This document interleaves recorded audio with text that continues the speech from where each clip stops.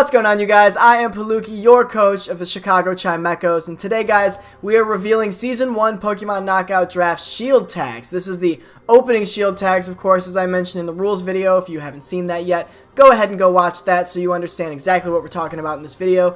As I mentioned in that video, these can change throughout the season based on your differential rewards each week, but this is what we have week 1. Now, I should note, we reveal these shield tags at the same time. So I didn't know Clutch's shield tags with the Kansas City Kingdras.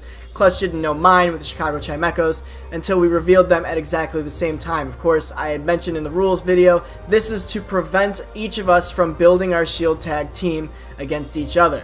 So if you don't remember what a shield tag is, basically each week, Clutch and I will go head-to-head with our rosters of 18 to start. We will knock out a Pokemon on the opposing team's roster every time we win against that team. So if I win week 1, I get to knock something out on Clutch's roster. The only things I can't knock out, however, are Pokemon that are covered by a shield tag. We each have 6. By the end of the season, we are each down to, or at least one of us is down to, our last 6. If you lose with your last 6 Pokemon as the team you bring that week, the season is over. So it's very important to have a very synergistic team as your shield tag squad. It's also very important to remember that your shield tag squad they're your Z captains, so they're the only Pokemon that you can bring with a Z crystal. So with that in mind, let's jump right into what I'm bringing connecting my shield tags to. So first we have Magearna. Magearna is a great Z user. So Phytinium Z is common, Steelium Z of course, Fairyum Z hits so hard with Flare Cannon. I can go Electrium Z if I want Volt Switch, Thunderbolt, all that stuff. Magearna has great coverage against his team. It can run as a Bolt Beamer.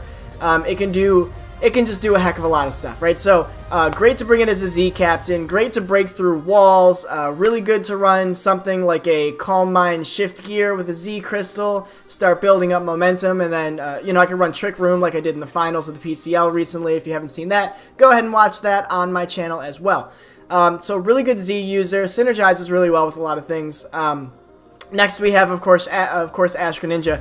Ash Greninja is really good as a Z user. It's almost imperative that you bring a Z Crystal on it just because you want to get to Ash Greninja. Of course, as you guys know, it starts as Greninja. It's got the Battle Bond ability. Once you take something out, you increase in speed and stats, and it's extremely helpful because I get to outspeed non-Scarf Tapu Koko with Ash Greninja. And keep in mind that Greninja can run physical and it gets Gunk Shot, which can take out Koko in one hit. So, forces him to run a Scarf on Koko most weeks as long as I get a kill with Greninja. I could even run Scarf Greninja with Gunk Shot to ensure that I take it out after I've I don't know what you call it, evolving or transformed with the Battle Bond ability. And he's got a lot of things that are scared of Gunk Shot, one of which is on his shield tag squad with Slurpuff. So, a lot of really good options there with Ash Greninja. Super excited about that. The next is Volcanion. Great water and fire type. To my knowledge, the only water and fire type in the game. Great water absorb ability. Shuts down Suicune pretty hard. Doesn't have a lot that, this thing sits in front of Suicune pretty easily.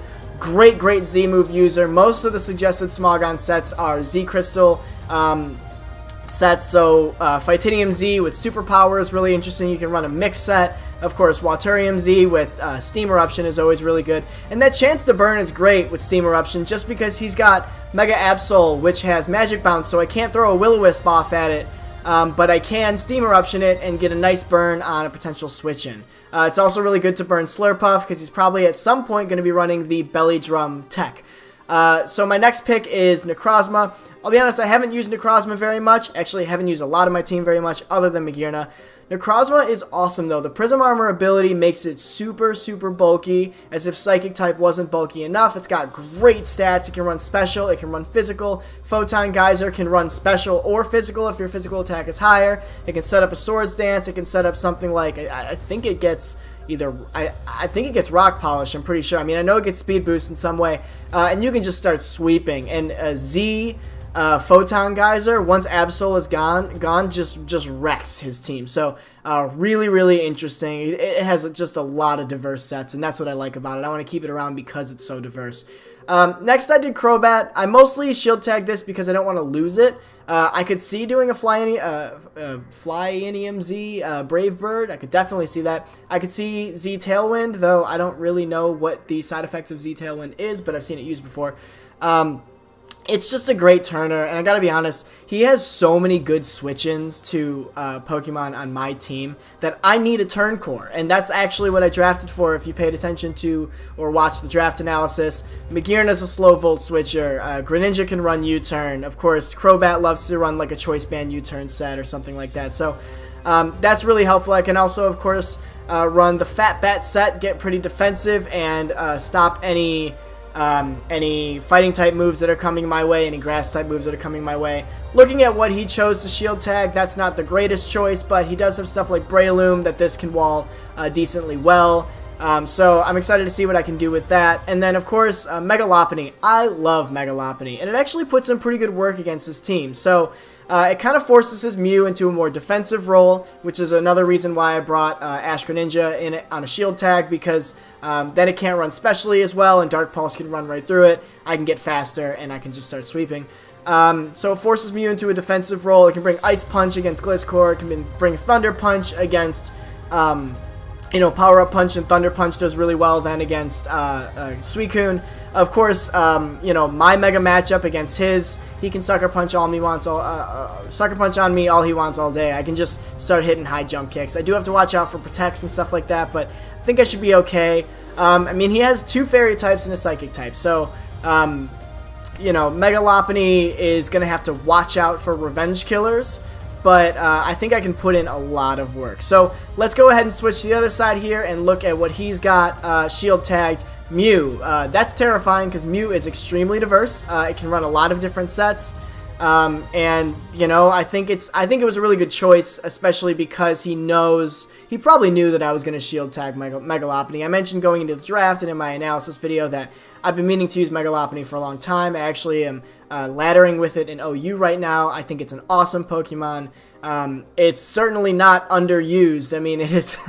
It is a very common Pokemon to see, and rightfully so. So, he probably shield tagged Mew just because of that. It also was the very first pick in the draft, so he's probably got a lot of ideas about what he wants to do with Mew. Coco is terrifying, and I'll be honest, I don't have a lot to deal with it, right? I've got Greninja, I've got Volcanion, and Crobat, all of whom are terrified of this thing. So I either have to force a shield tag shift away from Coco very early in the season. If I could get a 4-0 differential in any match, I can force a shift away from Coco. If I get a 6-0, I can force him to drop it, which would be great because I would not mind picking that up at all. But I got to get rid of this thing early. If not, I've got to do some shield tag shifts on my own to something that can wall it, because, that thing is absolutely terrifying. He's got GlitchxCity next. GlitchxCity is okay because, honestly, I've got Greninja to deal with it. Magearna gets Ice Beam, and Lopunny gets Ice Punch. So I'm not super terrified of it, of Volcanion Steam Eruption. That thing is not going to be running through my team very well. It can stop Crobat relatively well because it's very defensive, but I could just U-turn out and then start getting some stuff up. Crobat is definitely really helpful because it does give me a ground immunity. I also have things like Cresselia and stuff in the back that are not shield tagged that can do the same thing. So Suicune I mentioned before, that gets relatively well walled by Volcanion because I have Water Absorb, so he can't run the classic Crocoon set where he's sleep talking, because if he scalds and I bring in Volcanion, he's not going to be doing anything to me but healing me, so he's probably not going to be able to risk that each week. But it is still really, really scary. He can just start setting up Calm Minds, and if I don't have, if I don't play intelligently and I don't keep any physical, hard-hitting wall breaker physical attackers in the back, he can just run this bold, max defense, max HP, get up a Calm Mind, and just start stalling out my team with Toxic. Magearna is really helpful in that respect, because, he can Toxic off with GlitchxCity and stuff like that, and then just try to, and Mew if he wants to, and then just try to wall me with Suicune. But Magearna gets Thunderbolt, can run Z Thunderbolt if I feel like I need it, and is immune to Toxic, of course. So, some mind games going on pretty early this season already. Really excited about that. Slurpuff, I'm actually really worried about. I do have Crobat, so it does really well against it.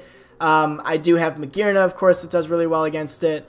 But this thing, with Electric Seed, Unburden, and then if it's able to get a belly drum up is terrifying because it's got double speed and then it's got max attack and it can just run through a team. So I either have to start running a Sash, Toxic it early and start using Fake Out and stuff with Megalopony and doing some switching. I mean, there's not a lot I can do if he plays it right with Slurpuff. So I'm really excited to see Slurpuff doing great and competitive. That's really cool. And then, as I mentioned before, Mega Absol. Magic Bounce ability is a little upsetting. I would have liked to have, run like Toxic or something on Crobat, which of course I can still do with like a Fat Bat set. He's probably not going to switch Absol in just because I can U-turn out with super effective damage. But, there's less potential overall when I know that I've got a Magic Bouncer on the other side of the field. So, and of course Sucker Punch is hard to deal with. So, those are our shield tags, guys. We've got a question of the day, pretty obvious. Whose shield tags are better, a better matchup? Go ahead and comment down below who you think might have a better matchup. Let's say hypothetically at the end of the season, we go back-to-back, head-to-head, neck-to-neck. The entire season, we knock one out at a time, and we come down to our final 6, and nothing has changed, and this is it. Who do you think wins that battle? Let me know. I am going to catch you guys next time. Peace.